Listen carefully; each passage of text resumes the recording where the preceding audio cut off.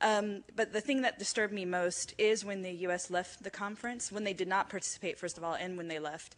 And I think that, to me, I was left with the feeling that they just did not care about any of the issues at the conference. They used the Palestinian-Israeli conflict as a scapegoat, which I think was one of the most hurtful things you can do in that situation. And then, you know, all of the other issues, which it was not only race, it was race, poverty, gender, right, and all of the bases for oppression and discrimination.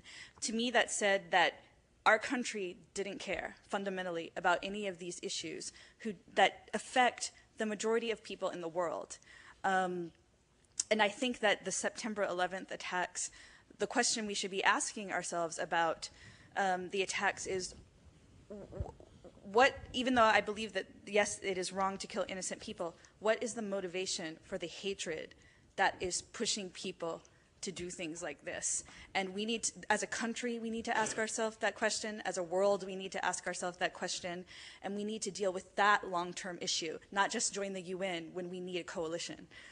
That's my, what do you think about that? I think you're absolutely right. I agree with it. And I'm not saying this to be mean-spirited or offensive, but I'm trying to be factual.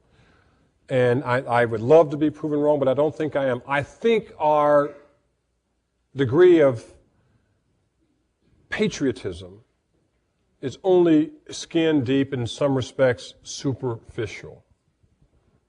Right? Because a patriot would say that we're one nation, indivisible, under God, with liberty and justice for all. That's what a true patriot would say, the unifying themes. We all are against something. We are in agreement in being against something, but we're not in agreement in being for something, right? The problems of getting a cab are still there. The problems of renting an apartment in certain neighborhoods are still there. The problems of being profiled are still there. And it feels as if the patriotism is superficial. Man, I felt the pain. I lost the